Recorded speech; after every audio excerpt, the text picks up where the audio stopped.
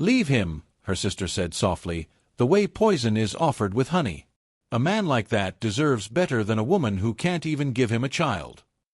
Silence followed, thick and humiliating, the kind that settles on a woman's chest and reminds her how small everyone believes she is. Amma did not answer. She kept her eyes on the clay bowl in her lap, slowly rubbing palm oil into dried cassava leaves, listening to the afternoon heat breathe through the compound. Chickens scratched the red earth. Somewhere beyond the mud wall, a radio murmured an old highlife song. Life continued, even as something sacred cracked open inside her. Amma had always been the quiet one. In their father's house in the outskirts of Kumasi, that had been her role since girlhood, to speak last, to move carefully, to bend without breaking. Her elder sister Efua had been fire and laughter, praised by aunties, feared by cousins, admired by men. When their mother died, it was Efua who wailed loudest at the funeral, though it was Amma who stayed awake for weeks afterward, cooking, cleaning, keeping the house from collapsing into grief. Now they were both married women, living only a short walk apart, their lives braided together by blood and unspoken rivalry. Efua's marriage had started with gifts and music and envy, then slowly rotted into shouting matches and long absences. Amma's had been quiet from the start. No drums. No extravagant Kent. Just a small ceremony, a respectful man, and a life that unfolded gently, like dawn. Kwame. He had arrived in their village like many men did, unannounced, unremarkable, carrying nothing but a small bag and a calm smile. He said he worked in logistics. He spoke little about himself, listened more than he talked, greeted elders properly, never raised his voice. The women at the market dismissed him as plain. The men thought him soft. Amma had noticed his eyes first, how they saw things fully, without hunger or judgment. Their marriage had been steady. Kwame rose early, returned before dark. He ate whatever Amma cooked and thanked her every time. On Sundays they walked to church together, his hand light on her back. When months passed without a child, he never complained. He never looked at her with blame. It was the village that did that for him. A woman without a child is still a girl, an auntie had whispered once, not bothering to lower her voice. Efua had smiled when she heard such things. Not a cruel smile. A knowing one. That was how Efua always smiled when she thought she was winning. Amma felt it now, in the way her sister sat too close, her wrapper crisp, her lips glossy, her eyes sliding toward the doorway as if expecting Kwame to appear at any moment. Efua's voice had been gentle, but her words were sharpened carefully. "People are talking," Efua continued. "They say Kwame is wasting his life. A man like him should have children running around his feet by now. You know men. They don't stay patient forever." Amma finally looked up. "What do you want me to do?" Efua sighed, as if burdened by love. "I'm your sister. I just want peace in this family. If you step aside now, with dignity, you can save yourself shame later." Amma nodded slowly. Anyone watching would have mistaken it for defeat. Efua certainly did. She reached out and squeezed Amma's hand, already imagining herself as the generous savior, the woman who took responsibility when her sister failed. What Efua did not see was the way Amma's fingers curled slightly, pressing oil into her own skin until it burned. That evening, Amma served Kwame his meal without a word. Banku and okra stew, still hot. He washed his hands, sat on the wooden stool, and ate quietly. When he finished, he noticed her silence. "You're thinking again," he said, not unkindly. Amma met his eyes. "Do you ever regret marrying me?" Kwame did not answer immediately. He stood, rinsed his bowl, placed it upside down to dry. Only then did he speak. "Regret is for people who believe life owes them something." She searched his face for signs of irritation, of disappointment. There were none.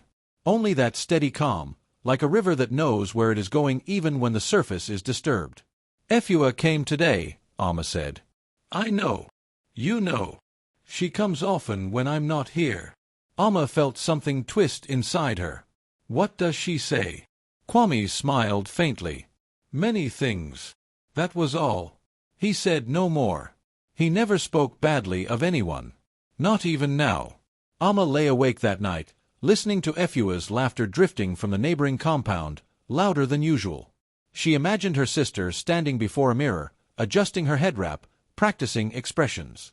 Efua had always wanted what Amma had, even when she did not understand why. In the days that followed, Efua's visits increased. She found excuses to pass by Kwame at the well, to bring gifts of soup, to complain loudly about her own husband's cruelty within Kwame's hearing. She praised Amma in backhanded ways. "My sister is too gentle," she would say. "She doesn't know how to keep a man interested." Amma watched. She listened. She said nothing.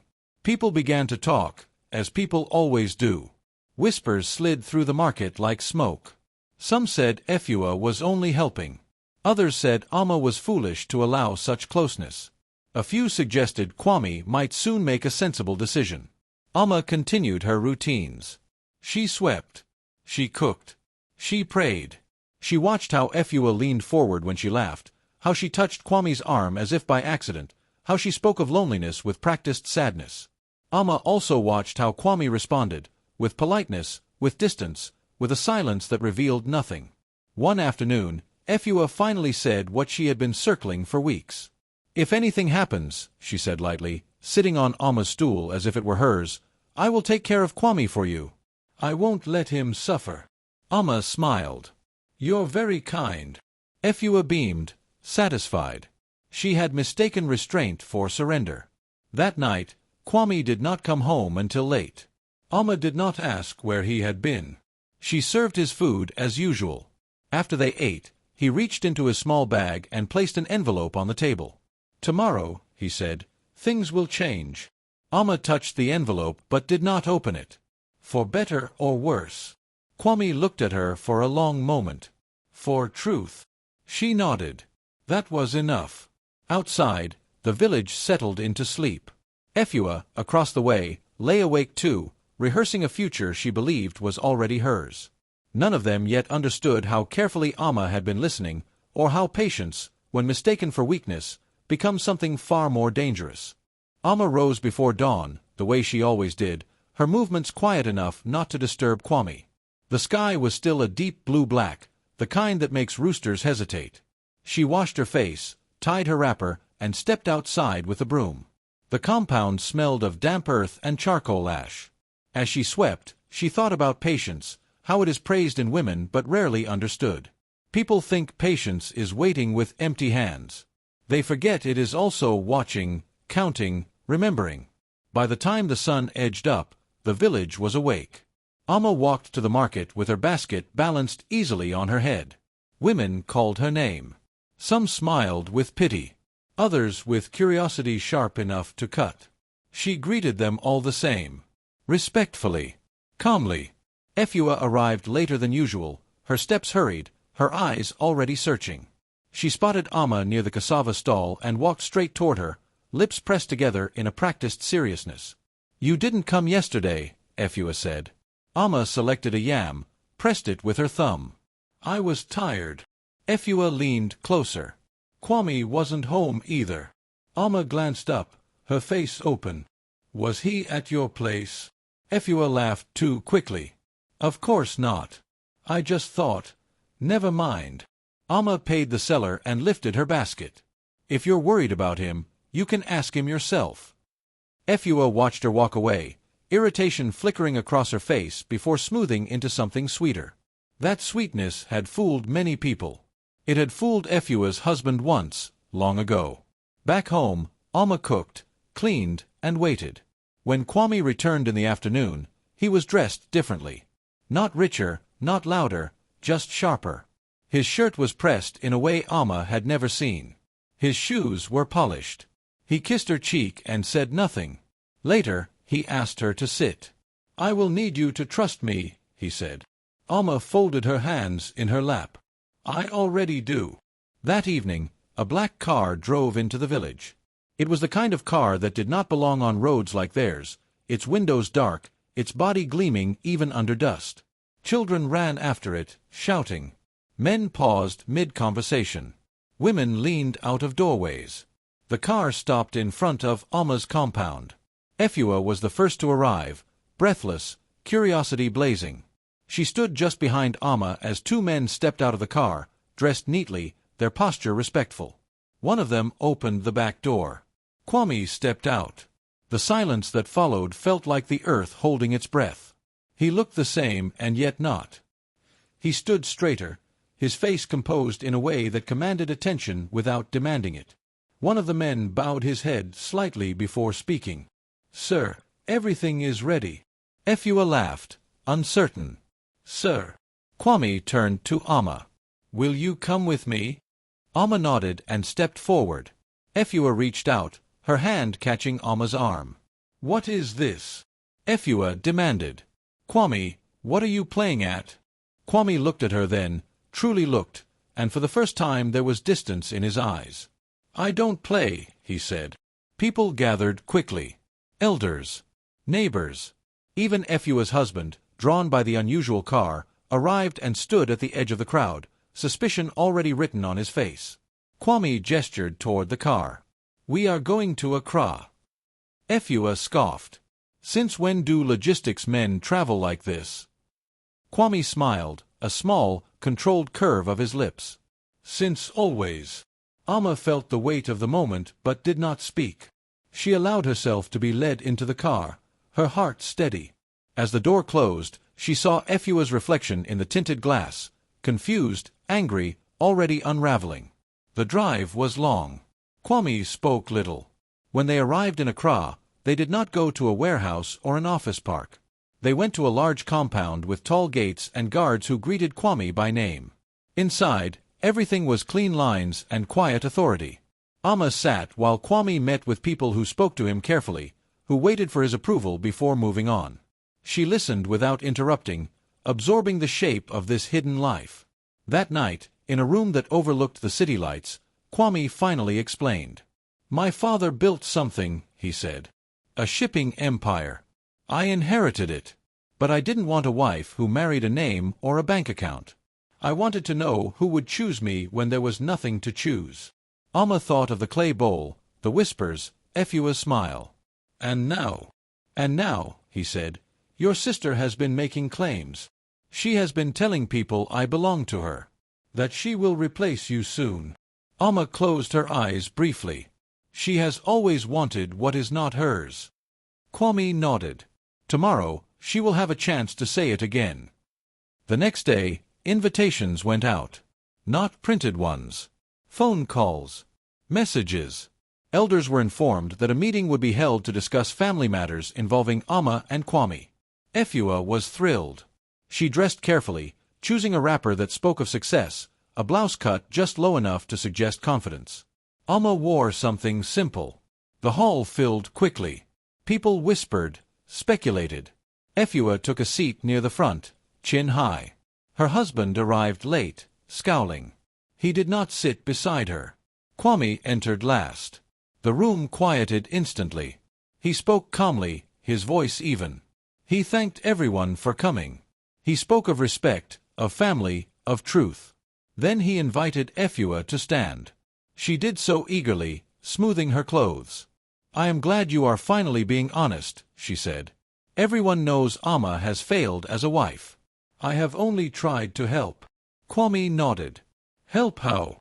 Efua smiled, confident now. "By offering myself. By giving you what she cannot." A murmur rippled through the room. Amma sat still, her hands folded. Kwame turned to the man seated beside him and nodded once. A screen flickered to life behind them. Messages appeared. Dates. Times. Recorded conversations. Efua's voice filled the hall, soft and coaxing, promising secrecy, promising replacement. Her smile faltered. Kwame spoke again, still calm. "You offered yourself while calling it kindness. You tried to take what was not yours and called it sacrifice." Efua's husband stood abruptly. "Is this true?" Efua looked around, her eyes darting. "He tricked me," she said weakly. "Amma put him up to this." Amma finally spoke. "I did nothing." Her voice was quiet, but it carried. Kwame continued. "I will not shame you further. You have done that yourself." Efua sank back into her chair, her world collapsing in silence. Amma watched her sister carefully. There was no joy in her expression, only release. When they left the hall, Alma felt lighter than she had in years. The sun was bright. The city loud. Kwame took her hand. Back in the village days later, life resumed. People spoke differently now. With caution. With respect. Efua rarely left her compound. Her laughter was gone. Alma returned to her routines, unchanged. She still swept at dawn. Still cooked simply. Still spoke softly. But when she walked now, she did so with the ease of someone who no longer needed to explain herself. And sometimes, when the evening breeze passed through the compound, Alma wondered how many people mistake silence for emptiness, and how often the quiet ones are the only ones who truly see. Life did not break all at once for Efua. It thinned. Like soup stretched too far with water, it lost its taste day by day. The women who once lingered at her gate now passed by with polite speed. The aunties who used to borrow salt stopped asking. Even the children seemed to know which compound laughter no longer lived in. Alma noticed everything without commenting on anything. She had learned long ago that observation was a form of protection. Kwame returned to Accra during the week and came home on weekends. He did not arrive with loud announcements or gifts that demanded attention. Sometimes it was just oranges from the city, sometimes nothing at all. When people greeted him now, they did so carefully, with a new softness in their voices. They called him by his name with respect layered underneath. Alma's days remained simple. She joined women at funerals and naming ceremonies. She knelt properly when greeting elders. She did not carry herself like someone newly elevated. That was what unsettled people the most. They could not place her anymore. Efua tried once. It was a market day, heavy with sun. Alma was bargaining for tomatoes when she felt a presence too familiar to ignore. Efua stood beside her, thinner now, her wrapper less crisp, her eyes rimmed with something tired. "We should talk," Efua said. Alma did not look up. "We are talking." Efua swallowed. "Alone." Alma paid the seller and walked toward the shade of a neem tree. Efua followed, her steps hesitant. "I didn't know," Efua began quickly. "About him. About all of that. If I had known." "You would have wanted him sooner," Alma said gently. Efua flinched. "That's not fair." Alma met her gaze then. "It is accurate." The words were not sharp. That was what made them hurt. Efua's shoulders sagged. "I was trying to survive." "So was I." A long silence stretched between them. Market sounds flowed around it, women calling prices, metal clanging, laughter rising and falling. Life. Indifferent. "You could have warned me," Efua said finally. Alma shook her head. "You would not have listened." Efua opened her mouth, then closed it again. She knew it was true. That night, Efua's husband returned drunk. The argument spilled into the yard, voices climbing, accusations tumbling over one another. Alma heard everything through the thin walls. She lay awake beside Kwame, who listened too, his face unreadable. "You don't have to stay," Alma said quietly. Kwame turned toward her. "Neither do you." She smiled faintly. "I am already where I belong." The next weeks brought another change, quieter but heavier. Efua's husband left. Not dramatically. No shouting goodbye. He packed his things one morning and walked out, telling people later that he needed peace. He did not mention Efua's name. Efua came to Alma's compound again after that. This time, she did not sit. She stood awkwardly near the doorway, her eyes lowered. "I have nowhere else to go," she said. Alma considered her sister carefully.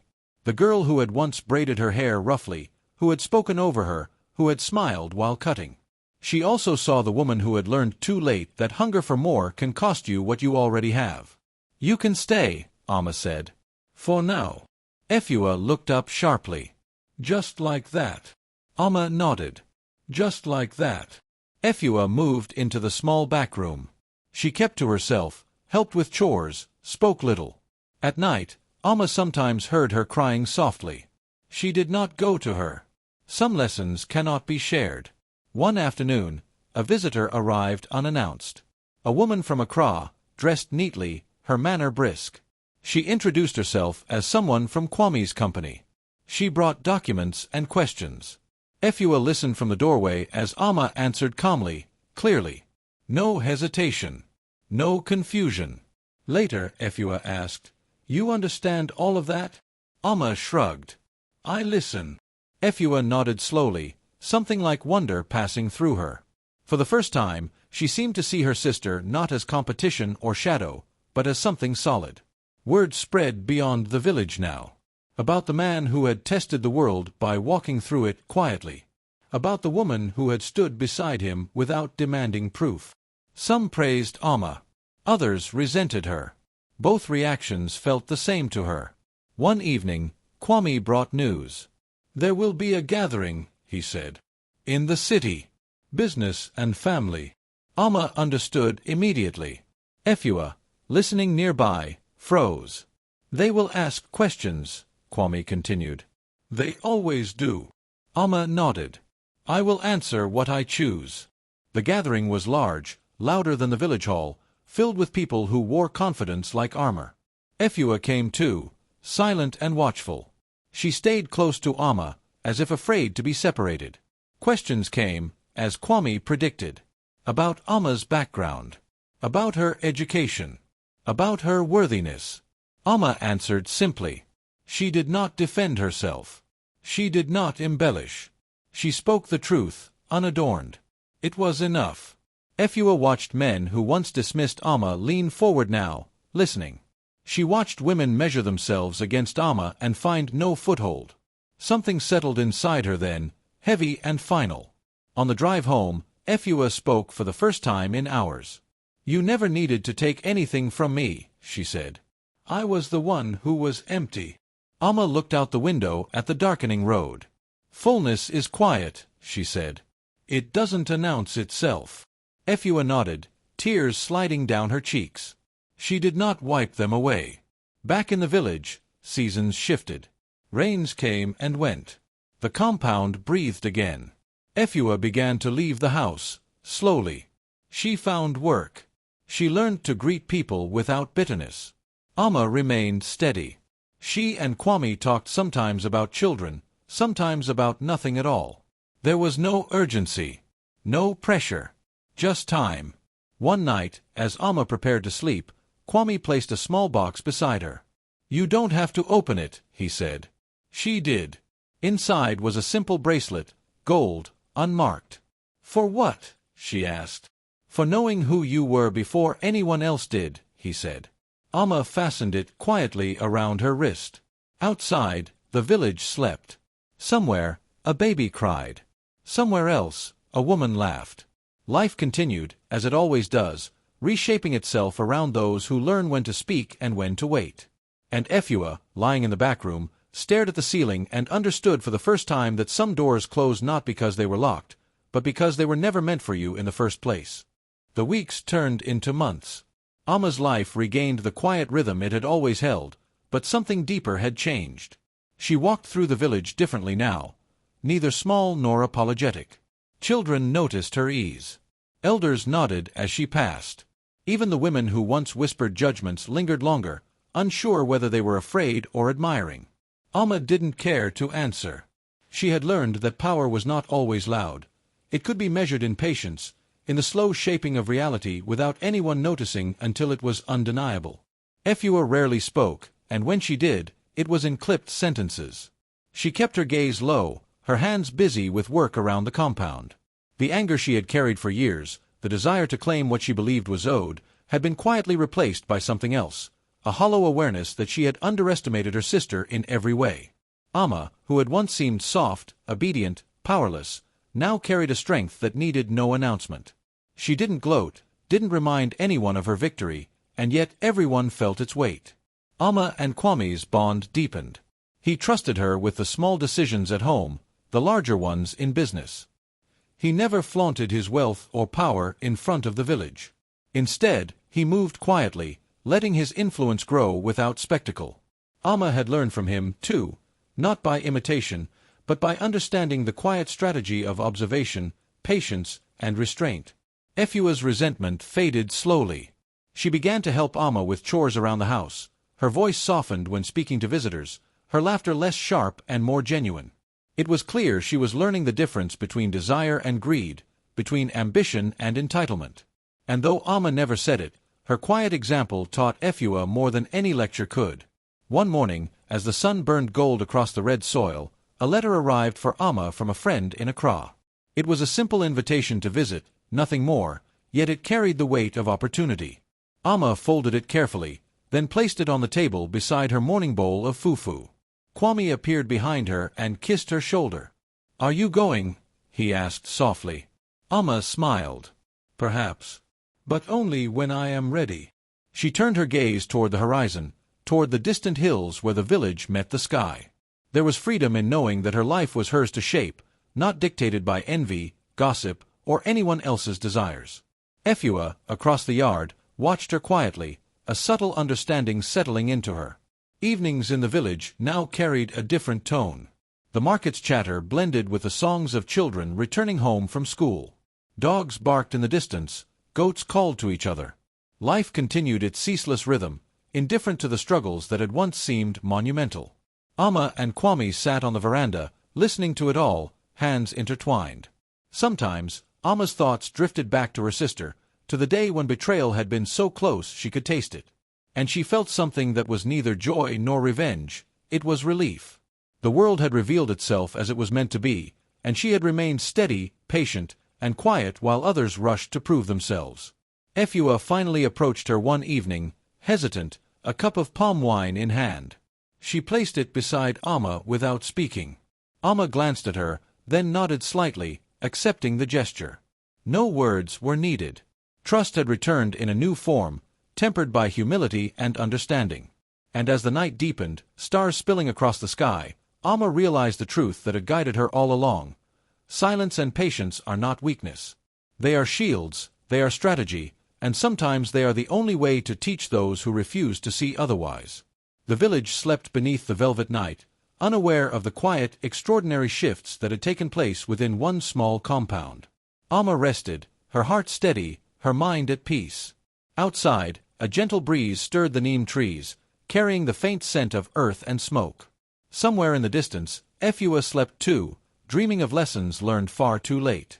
And in the stillness, Amma understood that victory does not always need celebration. Sometimes it is enough to simply exist, calm and unshaken, while the world finally aligns with the truth that was always there. She closed her eyes, not with triumph, but with freedom, and a subtle, lingering question that would float softly for anyone who observed closely. How many battles are won not with noise, but with quiet patience, waiting for the world to reveal itself?